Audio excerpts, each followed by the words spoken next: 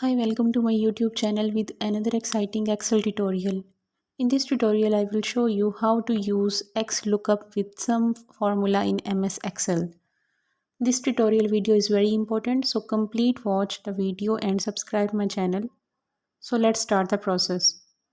For this, look at my Excel data here. This is the 4-year data of employees. We want to calculate the sales of these employees. See, in first column there is names of employees. In second column there is sales of year 2021. In third column there is sales of 2022. In fourth column there is sales of 2023.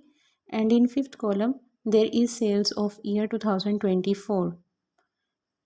Look at the second table here. See, in first column there is names of employees.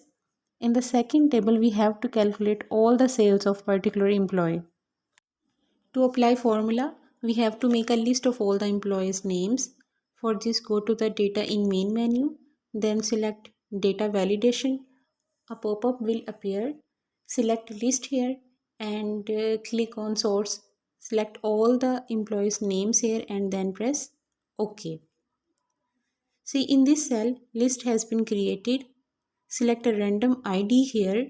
To apply the formula, simply select the cell and write equal sum, open the bracket, XLOOKUP, open the bracket, select the employee name, comma. From the first table, select all the employees' names, comma. Then select all the sales columns here. Close the bracket again.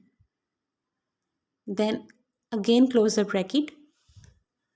Now press enter button. See the total sales here. Simply change the names in the list and record will be updated here. So that's how to use XLOOKUP with some formula in MS Excel. If you have any question regarding the entire process, then please write in comment section. If this video was helpful for you, then please do subscribe to my channel to get more videos on Excel. Thanks for watching.